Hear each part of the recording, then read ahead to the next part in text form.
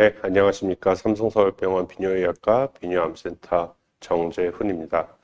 오늘은 전립선암 환자의 식이 및 운동, 뼈 건강 관리에 관련해서 말씀 좀 드리겠습니다. 우선 전립선암에 대해서 간략하게 설명드리겠습니다.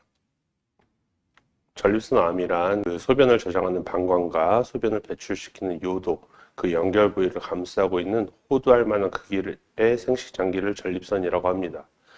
그 전립선에 생기는 악성 종양, 그것을 전립선암이라고 하고요.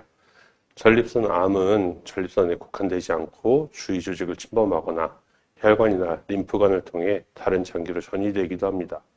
전립선은 해부학적으로 여러 구역으로 구분될 수 있습니다. 최근에 2020년도에 대한민국의 암 발생률과 사망률에 관련돼서 보고가 되었습니다. 2020년도에 남성에서 네 번째로 가장 흔한 암종으로 전립선암이 보였습니다. 그 전립선암은 다른 암들과 다르게 해가 갈수록 계속 발생률이 증가하고 있습니다. 유병률이 굉장히 높은 암종임에도 불구하고 다른 암종과 다르게 굉장히 우수한 그 생존율을 보이고 있습니다. 비슷한 시기에 2023년도에 그 암 발생률 예측도를 또 보고가 되었는데, 이 연구에서는 전립선암이 남성에서 가장 빈번하게 호발되는 암종으로 분류가 되었습니다. 그럼에도 불구하고 사망률은 굉장히 낮은 예후가 좋은 암종으로 분류가 되었습니다. 이렇게 그 유병률은 높은데 사망률이 낮고 치료가 잘 되는 암종은 진단과 치료뿐만이 아니라 저희처럼 그 진료를 보는 의사들에게서는 환자들의 삶의 질이나 일반적인 건강, 재발 방지 여러 가지 고민할 부분이 있습니다. 거기에 따라서 오늘 식이와 운동, 뼈 건강 관리에 대해서 설명드리겠습니다. 일단 기본적으로 전립선암은 PSA라는 전립선 특이항원, 그리고 직장 수지 검사, 그리고 경직장 초음파 검사, MRI 등을 통해서 선별 검사를 하게 됩니다. 선별 검사 후에 전립선암이 의심되는 경우에 전립선암 조직 검사를 시행하게 됩니다. 전립선암이 진단된다면 MRI나 CT, 뼈 사진을 시행을 하게 되고 병기 설정을 하게 됩니다. 그런 임상적 정보를 토대로 위험도를 평가하고 초저위험도, 저위험도, 중등도, 고위험도, 그리고 전이성 전립선암, 그렇게 평가가 됩니다.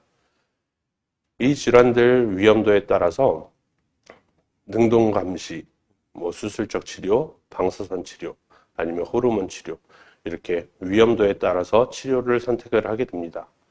그리고 고위험도 이상의 환자들에게서는 여러 가지 치료를 병합해서 사용을 하기도 합니다. 전립선암 환자에게 도움이 되는 식이에 대해서 설명드리겠습니다. 가장 중요한 것은 어떠한 것을 찾아서 하는 것보다 해가 될 수 있는 식품을 최대한 피하자. 그것이 이 오늘의 결론이긴 합니다. 거기에 대해서 자세히 설명드리겠습니다. 최근에 미국 임상암협회에서 운동과 식이, 그리고 체중에 관련해서 암치료 환자들에게 도움이 되는 가이드라인이 제시되었습니다. 이 연구에서는 저탄수화물, 저지방, 그리고 기능식품, 그리고 간헐적 공복, 이런 것들이 치료나 삶의 질에 도움이 된다라는 과학적인 근거는 없다라고 평가하였습니다. 또한 최근 몇 년 동안 대두되었던 뉴트로페닉 다이어트, 즉 이제 나름식을 최대한 피하고자 하는 시기도 그렇게까지 권고되지 않는다라고 결론이 나왔습니다. 저희 병원 삼성서울병원에서 그 제안하는 전립선암 환자들을 위한 식이 방법입니다. 전립선암은 그 유방암과 마찬가지로 성호르몬이 연관된 암종입니다. 그렇기 때문에 복부 지방을 좀 줄이고 비타민이나 각종 그 무기질, 이 풍부한 채소, 그리고 오메가3 지방산 등을 섭취하면 암 예방에 도움이 될 수 있다고 알고 있습니다. 그리고 이제 수술 환자와 방사선 치료, 호르몬 치료, 요게 이제 전립선 암 치료의 근간이 되는데, 수술 환자에게서는 시기 제한이나 어떠한 시기가 권고되지 않습니다. 일단 체력적으로 굉장히 스트레스풀한 상황에 놓이기 때문에 최대한 체력을 끌어넣는 시기를 권고하고 있습니다. 또한 수술 후에도 회복을 위해서 최대한 균형 잡힌 식단을 권고하고 있습니다. 어떠한 것을 제한하거나 어떠한 것을 더하는 것보다 드실 수 있는 최대한 잘 드시는 것이 도움이 된다라고 알려져 있습니다.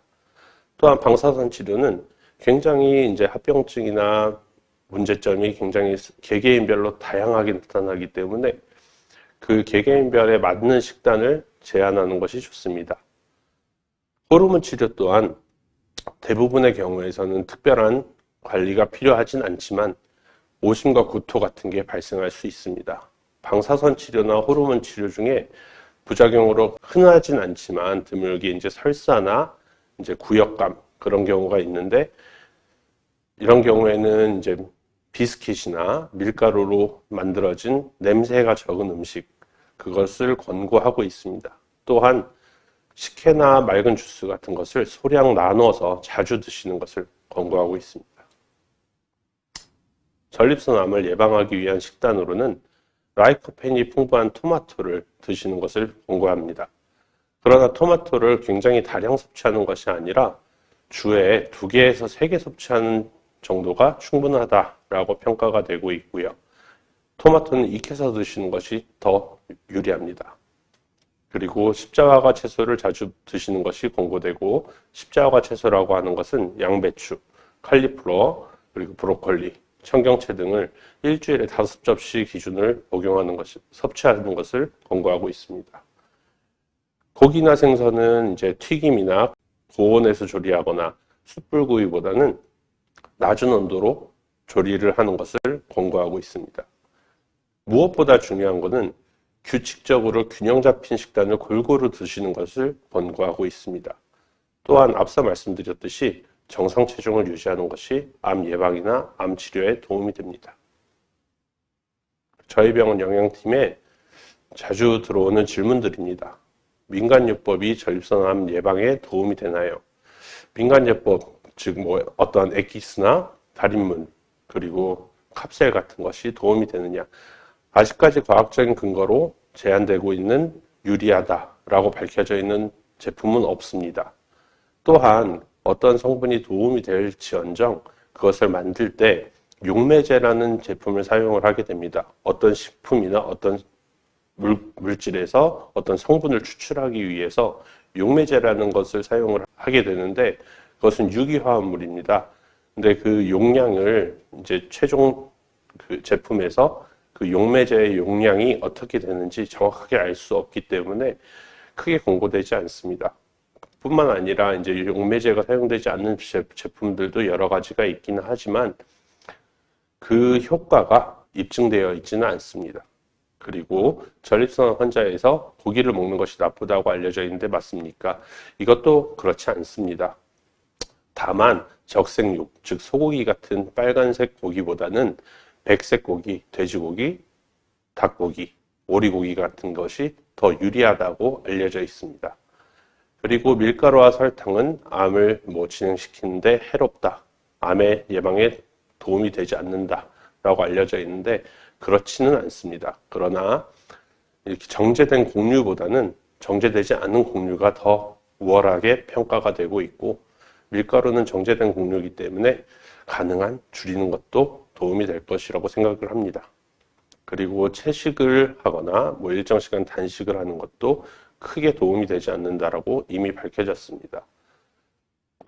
그리고 이제 반드시 유기농 식품을 사 먹어야 되느냐? 그렇지만도 않습니다. 과학적으로 어떤 것이 유리하다라고 밝혀져 있는 것은 없습니다.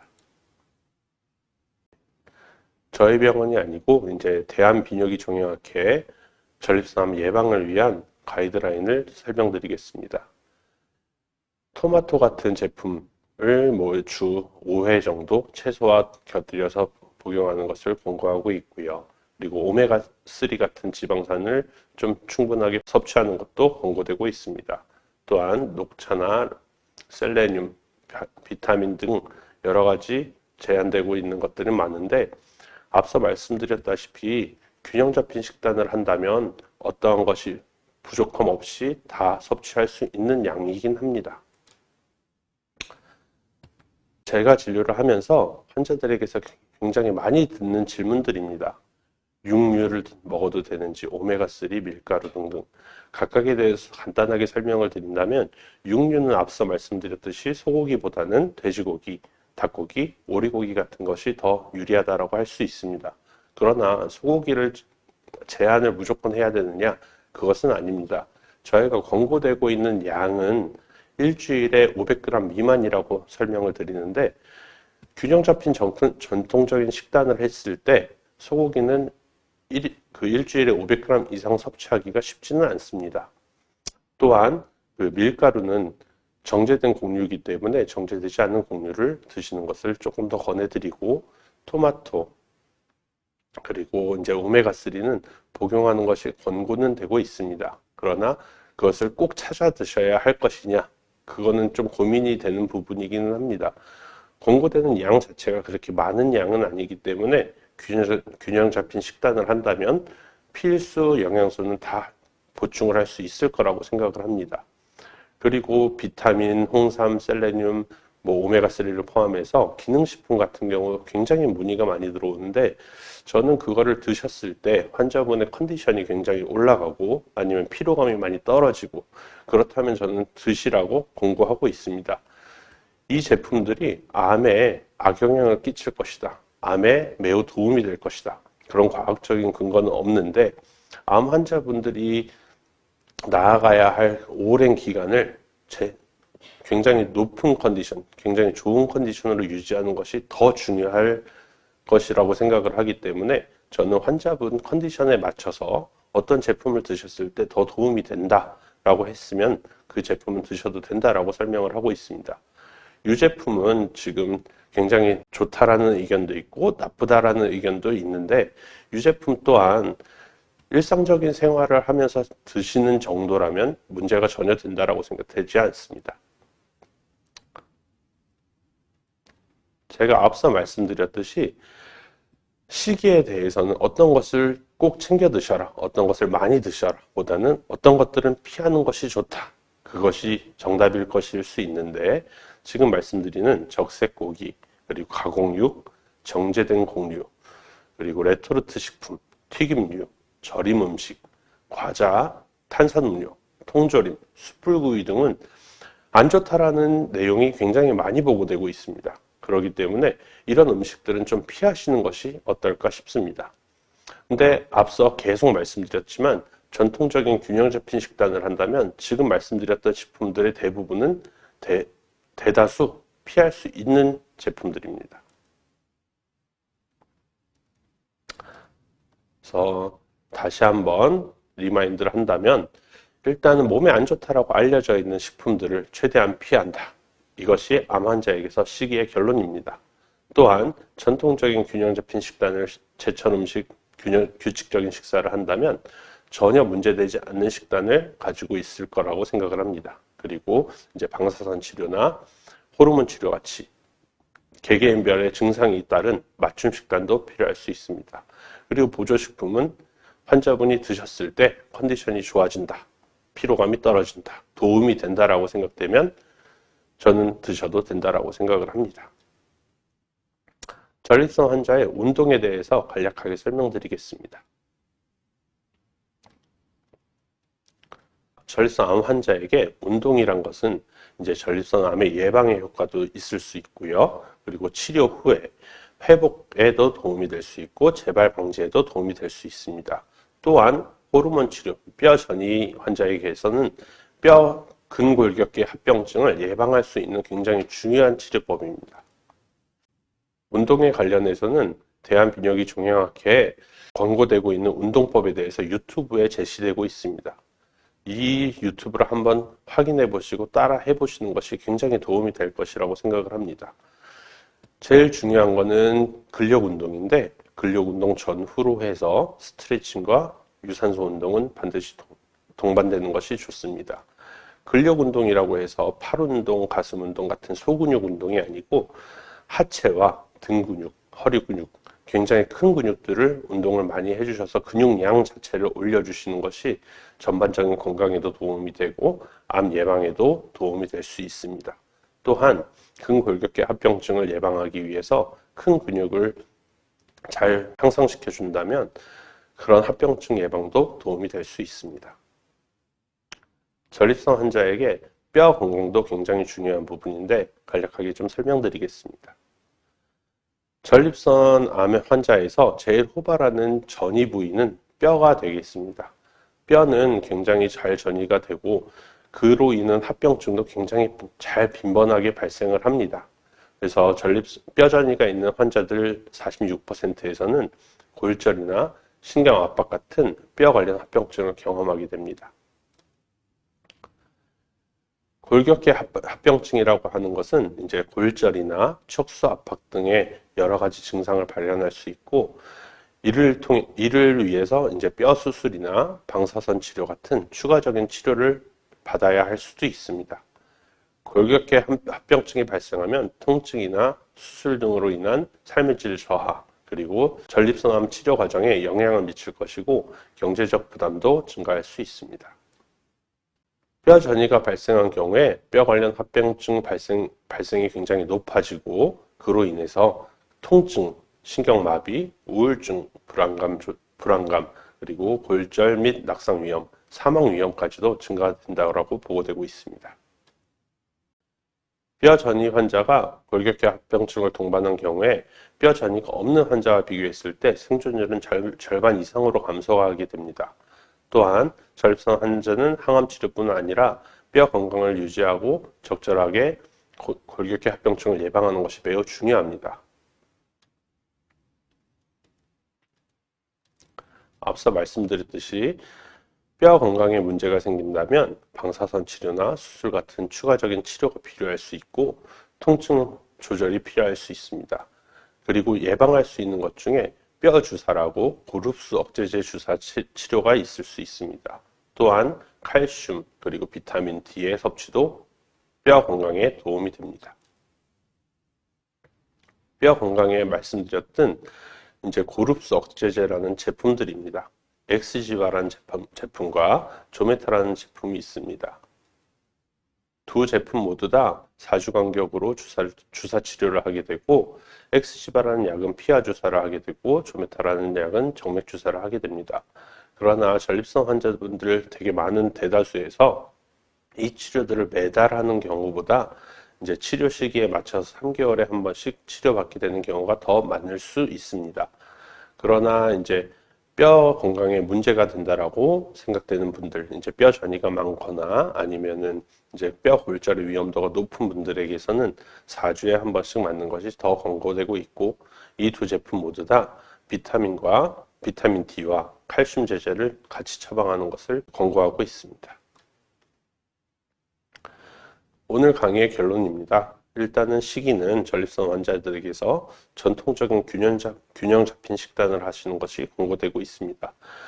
대부분의 전통적인 균형 잡힌 식단은 대부분의 안 좋은 성분들은 다 피할 수 있고요. 필요하다고 이익이 된다라고 생각되는 성분들은 다 포함이 되어 있습니다. 또한 여러 가지 합병증과 암 치료 성과에도 도움이 될 수 있도록 근력 운동을 굉장히 권고하고 있습니다. 근육량이 많은 경우에 암 예방에, 암 치료에 도움이 된다는 연구가 많이 보고되고 있습니다.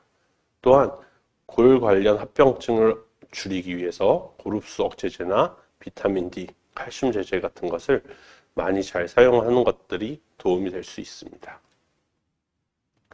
경청해 주셔서 감사하고 늘 건강하십시오. 감사합니다.